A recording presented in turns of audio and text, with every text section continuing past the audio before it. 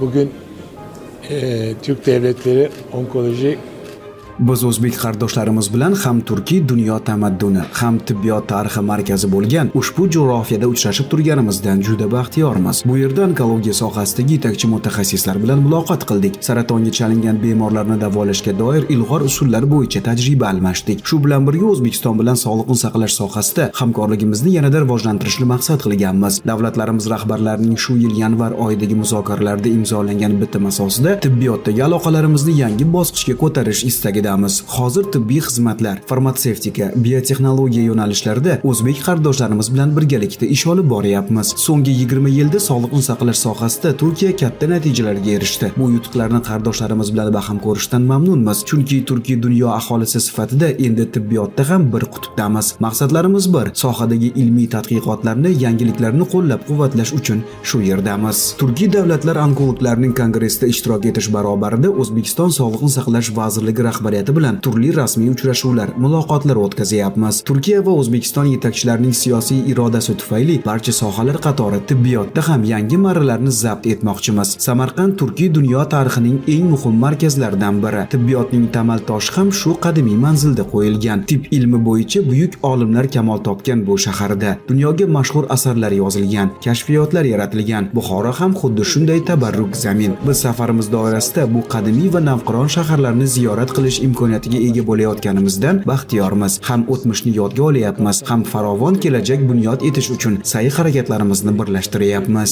Shu yil yanvar oyida imzolangan hamkorlik bitimi asosida O'zbekiston bilan sog'liqni saqlash sohasida yuqori natijalarga erishishni maqsad qilganmiz. Umuman bundan keyin butun Turkiy dunyo davlatlari birgalikda tibbiyotda ham o'z yuksak o'rniga, o'z so'ziga ega mamlakatlarga aylanishiga ishonchim komil. Kendi bilim insanlarıyla, kendi ürettikleriyle sağlıkta da söz sahibi.